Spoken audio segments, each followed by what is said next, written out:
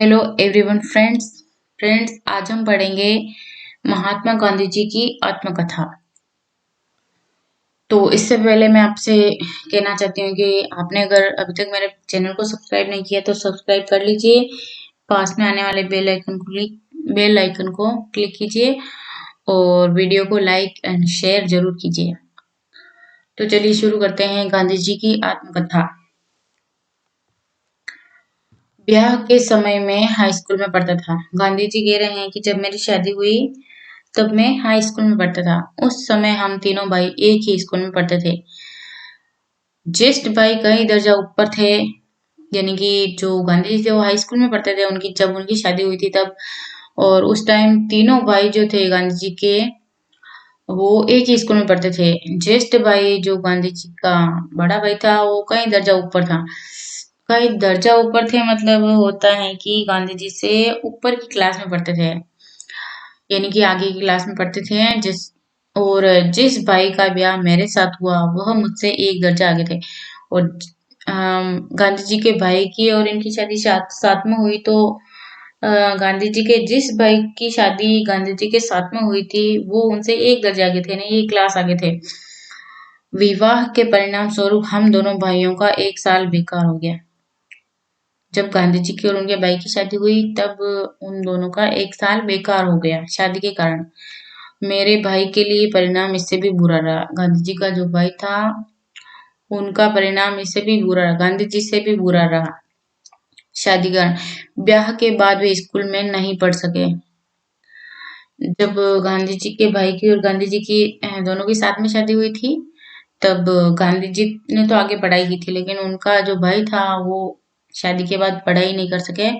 ऐसा अनिष्ट परिणाम कितने युवकों को भोगना पड़ता होगा। यानी कि जो गांधी जी के भाई थे वो उनकी पढ़ाई रुक गई शादी के कारण, तो इस तरीके से कितने युवकों की पढ़ाई रुकती होगी। विद्याभ्यास और विवाह दोनों साथ साथ हिंदू समाज में ही चल सकते हैं। हिंदू समाज में ही शादी और विद्या दोनों साथ चलती हैं। एक मिनट। मेरी पढ़ाई जारी रही। गांधी जी की पढ़ाई जो थी वो जारी रही। हाई स्कूल में मैं मंदबुद्धि विद्यार्थी नहीं माना जाता था। हाई स्कूल में गांधी जी मंदबुद्धि विद्यार्थी नहीं माने जाते थे। शिक्षकों का प्रेम तो मैंने सदा प्राप्त किया, यानी कि गांधी जी को टीचर से प्यार तो सदैव मिला। हर साल माता पिता के विद्यार्थी को पढ़ाई के साथ साथ चाल चलन के बारे में भी प्रमाण पत्र भेजा जाता था, यानी कि विद्यार्थी का स्कूल में किस तरीके का चाल चलन है उसका प्रमाण पत्र उनके पापा मम्मी को हर साल भेजा जाता था। इसमें कभी मेरे चाल चलन या पढ़ाई खराब होने की शिकायत नहीं गई। यानी बहुत सारों की जाती है शिकायत कि तुम्हारे बच्चे का चाल चलन सही नहीं है, लेकिन गांधी जी की शिकायत कभी नहीं गई। कि दूसरे दर्जे के बाद मैंने इनाम भी पाए, यानी कि जो दूसरा दर्जा मतलब दूसरी क्लास के बाद गांधी जी को इनाम भी मिले। और पांचवें छठे दर्जे में क्रमशः 4 तथा 10 रुपए की मासिक छात्रवृत्ति भी मिली थी। गांधी जी जब पांचवी क्लास में थे तब 4 रुपए और छठी क्लास में आए तब 10 रुपए की उनको मासिक छात्रवृत्ति भी मिली थी, यानी हर महीने छात्रवृत्ति मिली थी उनको। इस सफलता में मेरी होशियारी की अपेक्षा भाग्य का हिस्सा ज्यादा था। गांधी जी की होशियारी तो काम नहीं आई और इस सफलता में उनका भाग्य काम आया था। ये वृत्तियां सब विद्यार्थियों के लिए नहीं बल्कि सौराष्ट्र प्रांत के विद्यार्थियों में प्रथम आने वाले के लिए था। जो ये जो ये जो सफलताएं ये जो क्या बोलते हैं इनको, ये जो योजनाएं थी इन इनका जो लाभ था वो सौराष्ट्र प्रांत के विद्यार्थियों के लिए ही था, सबके लिए नहीं था। 40-50 विद्यार्थियों के दर्जे में उस समय सौराष्ट्र प्रांत के विद्यार्थी हो ही कितने सकते, यानी कि टोटल सौराष्ट्र के अंदर सौराष्ट्र जो प्रांत था उसके अंदर 40-50 विद्यार्थी ही थे। मेरी निजी स्मृति यह है कि मुझे अपनी होशियारी का कोई गर्व नहीं था। गांधी जी का निजी स्वभाव ये है कि उनको उनकी होशियारी पर कभी गर्व नहीं था। इनाम या छात्रवृत्ति पाने पर मुझे आश्चर्य होता है, यानी गांधी जी को जब इनाम और छात्रवृत्ति मिलती थी तो उनको आश्चर्य होता था, अच्छा लगता था उनको। लेकिन अपने चाल चलन की मुझे बड़ी चिंता रहती थी। जो गांधी जी का चाल चलन था वो इस तरीके से था कि एक तो उनकी राइटिंग अच्छी नहीं आती थी और उनको खेल वगैरह में बिल्कुल रुचि नहीं थी।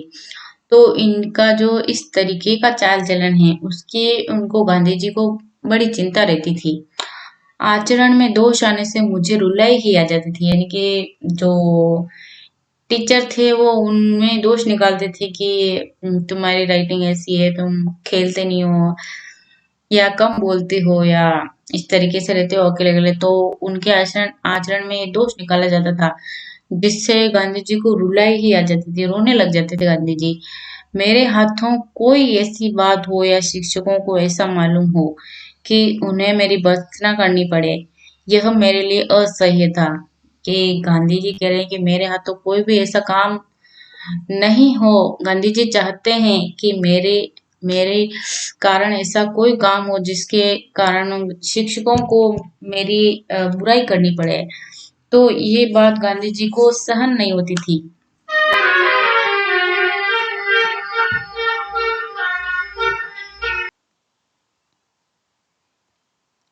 मुझे याद है एक बार मुझे मार खानी पड़ी थी।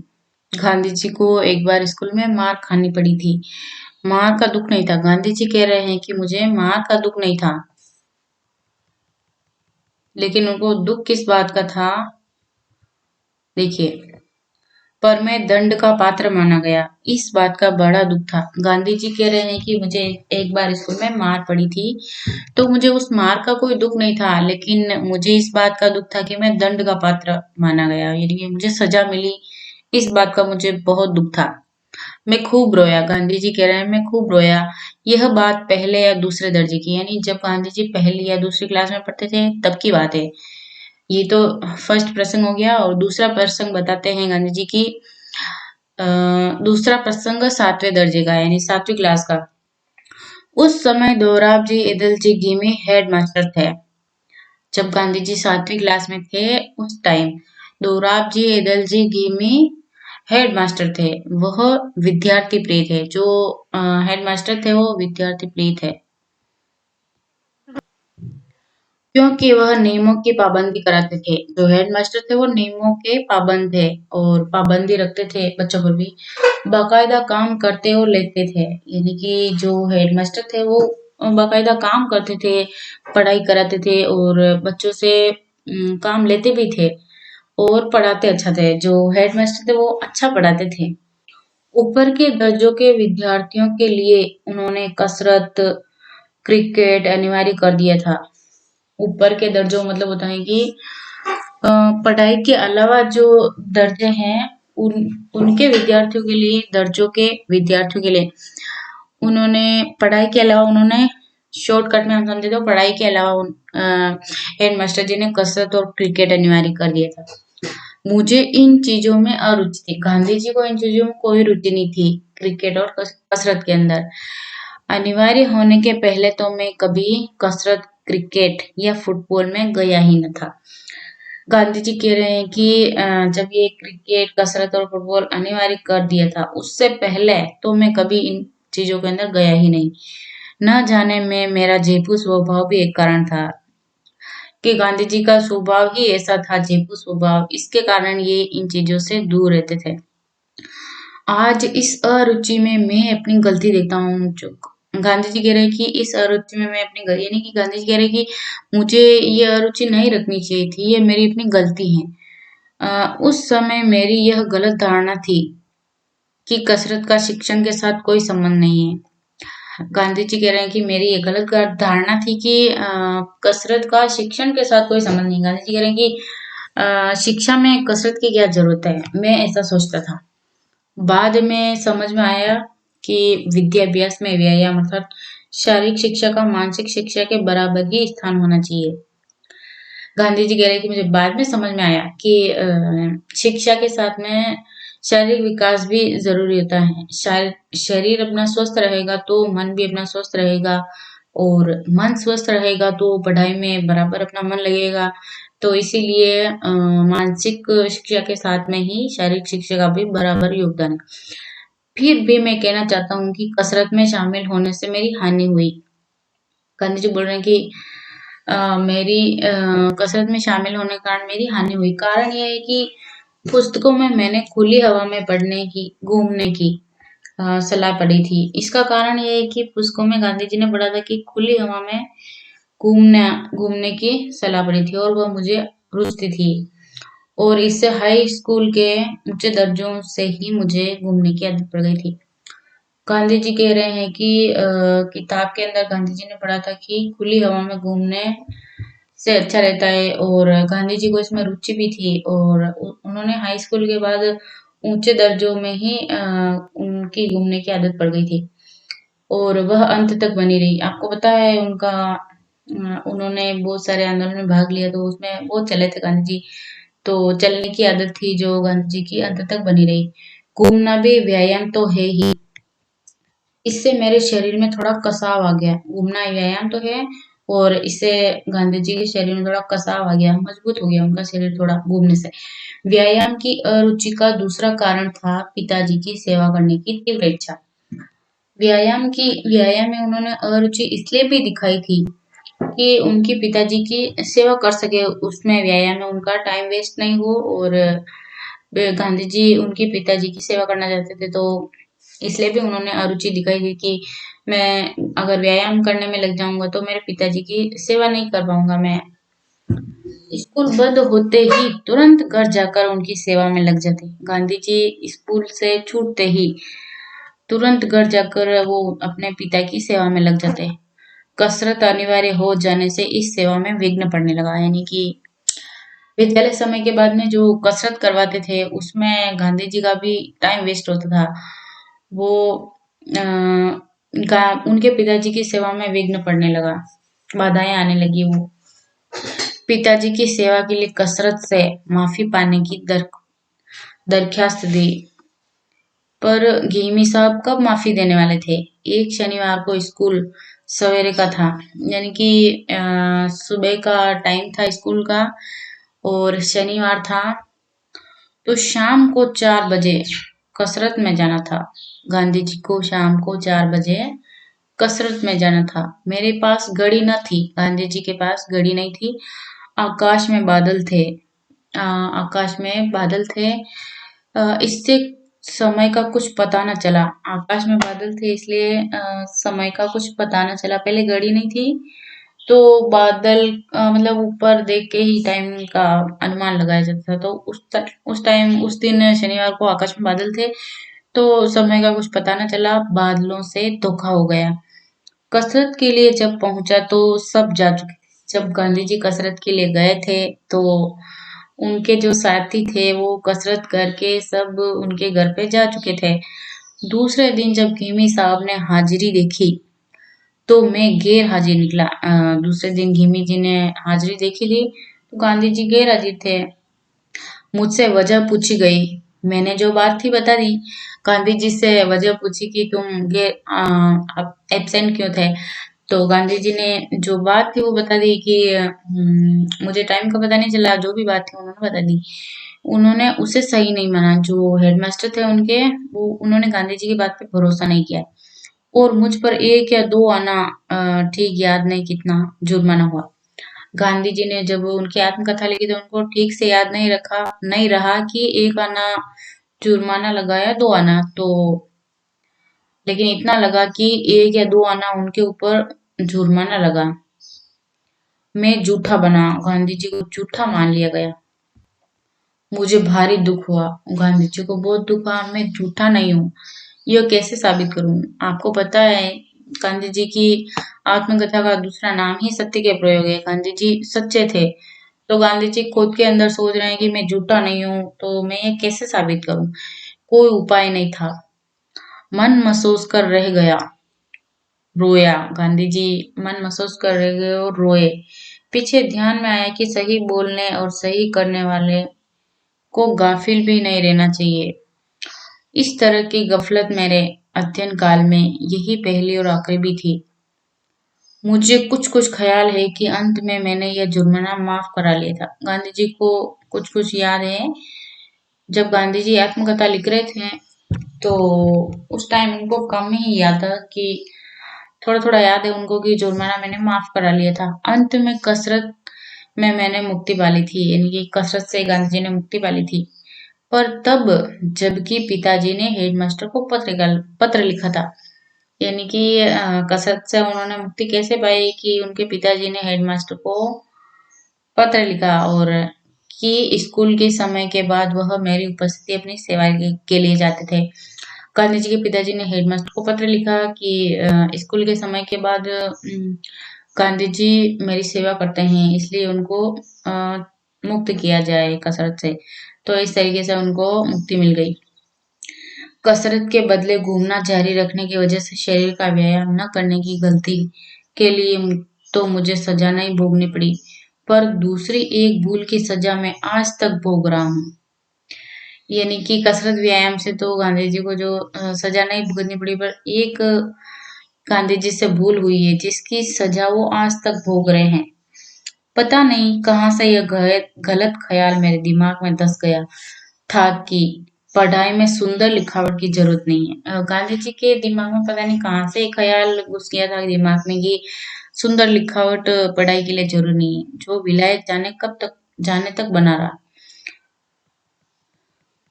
बात को और खासकर दक्षिण अफ्रीका में, जब वकीलों के और दक्षिण अफ्रीका में जन्मे और पढ़े हुए नवयुवकों के मोती के दानों के से अक्षर देख तब मैं लजाया और पछताया था। मैंने समझा कि खराब अक्षर अधूरी शिक्षा की निशानी माने जाने चाहिए। गांधी जी की जब राइटिंग देखी दूसरे नवयुवकों के सामने, तो गांधी जी को बहुत शर्म आई और बहुत पछताए वे, और उन्होंने समझा कि खराब अक्षर अधूरी शिक्षा की निशानी मानी जानी चाहिए। गांधी जी को अंदर ही अंदर लगा कि जो खराब राइटिंग है वो अधूरी शिक्षा की निशानी है, मानी जानी चाहिए।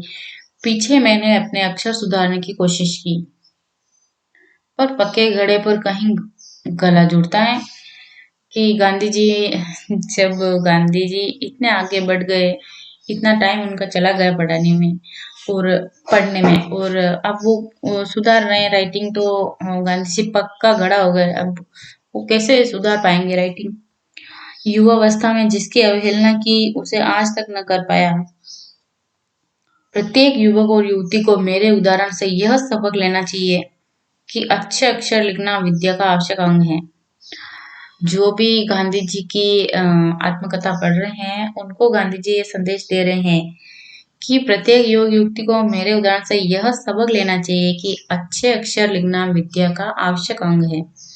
सुंदर लिखावट सीखने के लिए चित्रकला का ज्ञान आवश्यक है। गांधी जी कह रहे हैं कि सुंदर लिखना है तो चित्रकला का ज्ञान आवश्यक होना चाहिए। मैं तो इस नतीजे पर पहुंचा हूं कि बालकों को चित्रकला पहले सिखलानी चाहिए। गांधी जी कह रहे हैं कि बालकों को पहले चित्रकला सिखानी चाहिए, जैसे पक्षी, वस्तु आदि को देखकर बालक उन्हें याद रखते और सहज ही पहचान सकते हैं। वैसे ही अक्षर पहचानना भी सीखे, और चित्रकला सीखकर चित्र आदि बनाना सीख लेने के बाद अक्षर लिखना सीखेगा तो उसके अक्षर छापे जैसे होंगे। गांधी जी कह रहे हैं कि पहले चित्रकला सीख लेंगे और फिर अगर वो लिखेंगे तो उनके अक्षर छपाई के समान लगेंगे, छापे जैसे होंगे। इस समय की पढ़ाई के दूसरे दो संस्मरण उल्लेखनीय हैं। विवाह के कारण जो 1 साल खराब हो गया था, दूसरे दर्जे में मास्टर ने उसे बचा लेने का मुझसे उद्योग कराया। परिश्रमी विद्यार्थी को इसकी इजाजत उन दिनों मिल जाती थी। इससे तीसरे दर्जे में 6 महीने रहा और गर्मी की छुट्टियों के पहले के इम्तिहान के बाद मैं चौथे दर्जे में ले लिया गया। यहाँ से कई विषयों की पढ़ाई अंग्रेजी के द्वारा शुरू होती थी। मैं कुछ समझ ही न सकता था। अंग्रेजी में पढ़ाए जाने की वजह से मैं उसे बिल्कुल भी न समझ पाता था। रेखा गणित के अध्यापक समझाने वाले अच्छे थे, पर मेरे दिमाग में कुछ घुसता ही न था। अक्सर मैं निराश हो जाता। कभी कभी सोचता कि 2 दर्जे साल भर में पास करने का इरादा छोड़ दूं और तीसरे दर्जे में लौट जाऊं। पर इसमें मेरी लाज जाने के साथ ही जिस शिक्षक ने मेरी श्रमशीलता पर विश्वास करके दर्जा चढ़ाने की सिफारिश की थी, उसकी भी लाज जाती। इस डर से नीचे उतरने का विचार त्याग दिया। कोशिश करते करते जब मैं रेखा गणित की 13वीं प्रमेय तक पहुंचा तो यकायक मुझे जान पड़ा कि यह तो आसान से आसान विषय है जिसमें केवल बुद्धि का सीधा और सरल प्रयोग ही करना है। उसमें कठिनाई की क्या बात है। इसके बाद तो हमेशा रेखा गणित मेरे लिए आसान और रोचक विषय रहा। संस्कृत मेरे लिए रेखा गणित की अपेक्षा अधिक कठिन सिद्ध हुई। रेखा गणित में कुछ रटना नहीं पड़ता, पर संस्कृत में तो मेरी दृष्टि से अधिक काम रटने का ही था। यह चौथी कक्षा से चली थी। छठे दर्जे में मैं हिम्मत हार गया। संस्कृत के अध्यापक बहुत सख्त थे। उन्हें विद्यार्थियों को बहुत सा पढ़ा देने का लोभ था। संस्कृत और फारसी के दर्जों में एक प्रकार की प्रतिद्वंदिता सी थी। फारसी के मौलवी साहब नरम थे। विद्यार्थी आपस में बातें किया करते कि फारसी तो बहुत सहज है और उसके अध्यापक बड़े सज्जन हैं। विद्यार्थी जितना काम कर लाते हैं उतने में ही निभा लेते हैं। आसान सुनकर मैं भी ललचाया और एक दिन फारसी के दर्जे में जा बैठा। जो गांधी जी के साथ में जो पढ़ते थे वो बातें कर रहे थे कि जो फारसी है वो बहुत ही इजी है और बहुत अच्छा पढ़ाते हैं और हम जितना काम करते हैं उतने में ही टीचर चला लेते हैं। तो गांधी जी का भी मन ललचाया और एक दिन वो भी फारसी की कक्षा में जा बैठे थे। संस्कृत शिक्षक को यह अखरा। उन्होंने मुझे बुलाकर कहा, तुम सोचो तो कि तुम किसके लड़के हो, अपने धर्म की भाषा नहीं सीखोगे। अपनी कठिनाई मुझसे कहा। मैं तो चाहता हूँ कि सभी विद्यार्थी गांधी जी कह रहे हैं कि मैं तो चाहता हूँ कि सभी विद्यार्थी अच्छी संस्कृत सीख लें। आगे चलने पर तो उसमें रस ही रस है। तुम्हें इस तरह हिम्मत नहीं हारनी चाहिए। उनकी टीचर उनको समझा रहे हैं गांधी जी को। तुम फिर मेरे दर्जे में आ जाओ। मैं शर्माया। शिक्षक के प्रेम की अवहेलना न कर सका। आज मेरी आत्मा कृष्ण शंकर मास्टर की कृतज्ञ है क्योंकि जितनी संस्कृत उस समय मैंने पढ़ी उतनी भी न पढ़ी होती तो आज मैं संस्कृत शास्त्रों में जो रस ले सकता हूँ वह न ले पाता। मुझे तो संस्कृत न पढ़ सकने का पछतावा होता है क्योंकि आगे चलकर मेरे ध्यान में यह बात आई कि किसी भी हिंदू बालक को संस्कृत के अच्छे अभ्यास से वंचित नहीं रहना चाहिए। अ, क्योंकि हिंदी काव्य बहुत सारे हैं जो संस्कृत में हैं। आज तो मैं यह मानता हूँ कि भारतवर्ष के उच्च शिक्षण क्रम में अपनी भाषा के सिवा राष्ट्रभाषा हिंदी, संस्कृत, फारसी, अरबी और अंग्रेजी को स्थान मिलना चाहिए। इतनी भाषाओं की संख्या से डरने का कारण नहीं है। यदि भाषाएं ढंग से सिखाई जाए और सब विषय अंग्रेजी द्वारा ही पढ़ने समझने का बोझ हम पर न हो तो उपयुक्त भाषाओं की शिक्षा भाररूप न होगी बल्कि उनमें रस मिलेगा। उसके सिवा एक भाषा शास्त्रीय पद्धति से सीख लेने वाले के लिए दूसरी भाषा का ज्ञान सुलभ हो जाता है। सच पूछिए तो हिंदी, गुजराती और संस्कृत की एक भाषा में गणना किए जा सकते हैं। उसी प्रकार फारसी और अरबी को एक माना जा सकता है।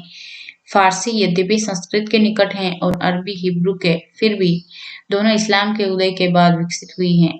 इससे दोनों में निकट का संबंध है।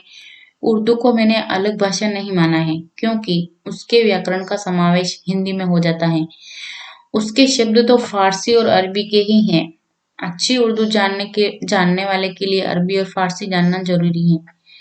वैसे ही जैसे अच्छी गुजराती, हिंदी, बंगला, मराठी जानने के लिए संस्कृत जानना। तो फ्रेंड्स, गांधी जी की आत्मकथा यही समाप्त हुई।